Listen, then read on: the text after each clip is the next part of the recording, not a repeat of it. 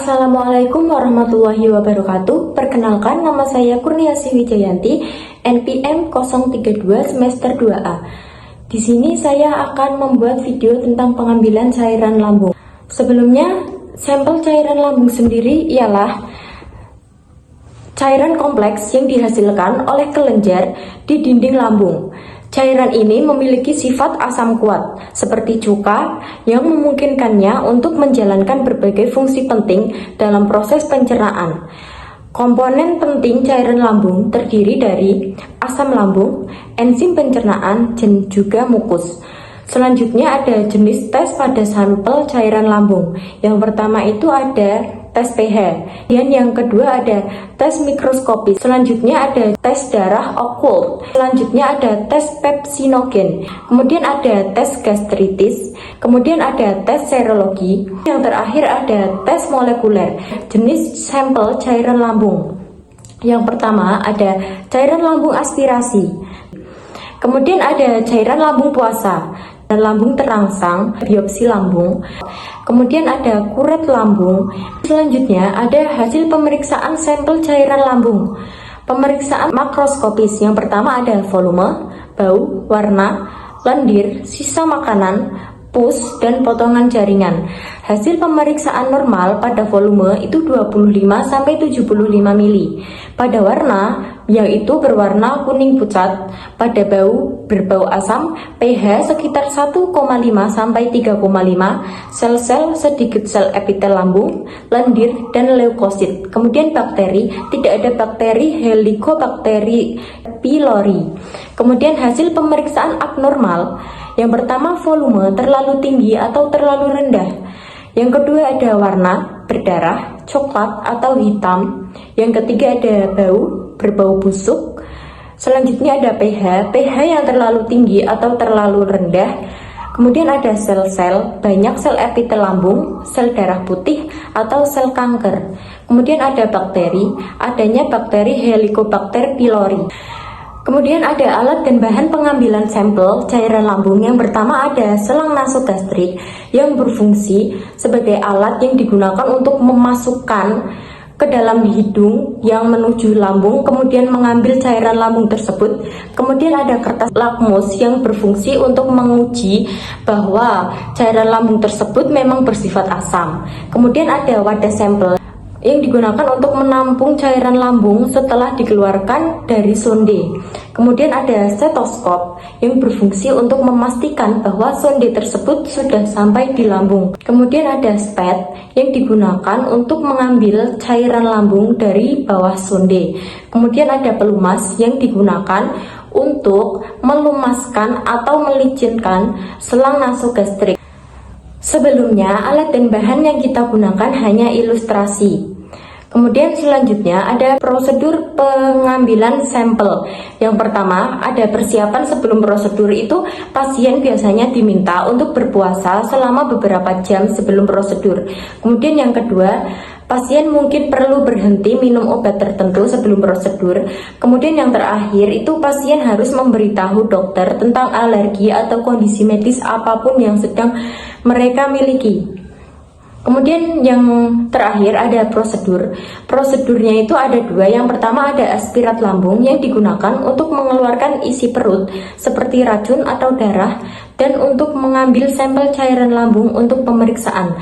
Langkah-langkahnya, yang pertama, pasien diminta untuk duduk tegak atau berbaring miring ke kiri. Kemudian yang kedua, dokter menyemprotkan anestesi lokal ke tenggorokan pasien. Yang ketiga, selang nasogastrik dimasukkan melalui hidung atau mulut pasien hingga sampai di dalam perut.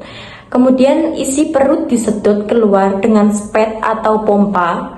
Kemudian sampel cairan lambung dikumpulkan dalam wadah steril untuk pemeriksaan.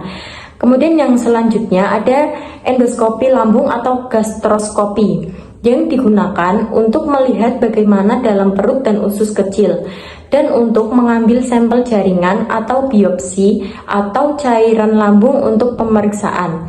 Langkah-langkahnya, pertama, pasien diberi obat penenang atau obat bius. Yang kedua, sebuah tabung tipis dengan kamera di ujungnya atau endoskop dimasukkan melalui mulut pasien ke dalam perut. Kemudian yang ketiga, dokter menggunakan endoskop untuk melihat bagaimana dalam perut dan usus kecil.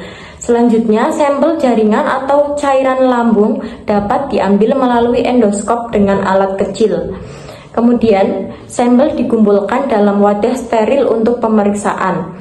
Nah, dari pengambilan aspirat lambung dan endoskopi lambung yang digunakan ATLM untuk mengambil cairan lambung tersebut adalah aspirat lambung. Selamat menyaksikan prosedur pengambilan sampel cairan lambung dari kelompok kami. Terima kasih.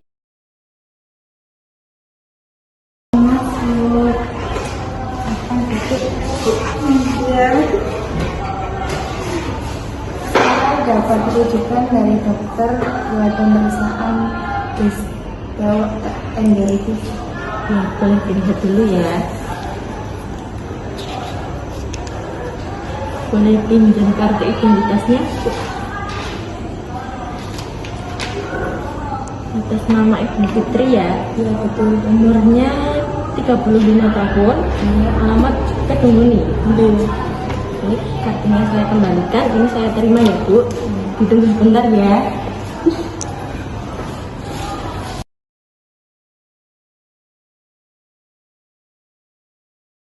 Ibarat kata ini sonde yang udah dikasih pelumas. Pertama-tama kita ukur dulu dari bagian hidung sampai telinga. Kemudian dari bagian hidung sampai perut. Setelah itu, sonde yang udah dikasih pelumas ini dimasukkan ke dalam hidung secara perlahan. Permisi ya Mbak.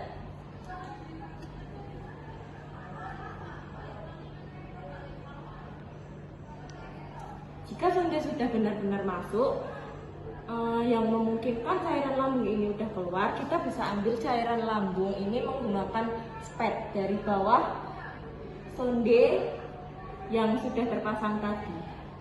Kita bisa ambil pelan-pelan.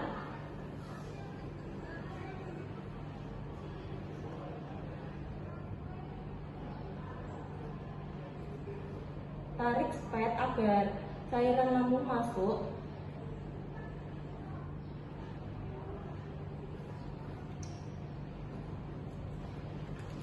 Jika udah, cairan lambung bisa ditaruh ke dalam beker gelas yang sudah dibersihkan.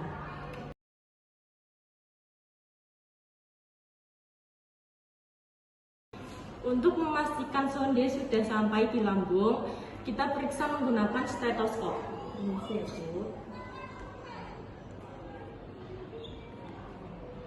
Jika sudah terdengar suara angin, berarti sonde sudah sampai di lambung.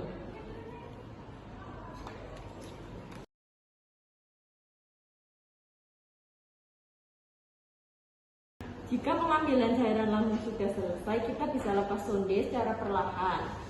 Ini Bu. Jika sudah, sonde bisa disterilkan, kemudian dibuang.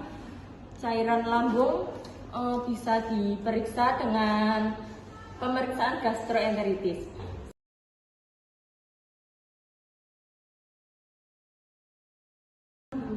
Untuk menguji cairan lambung ini bersifat asam, kita bisa tes dengan kertas lakmus.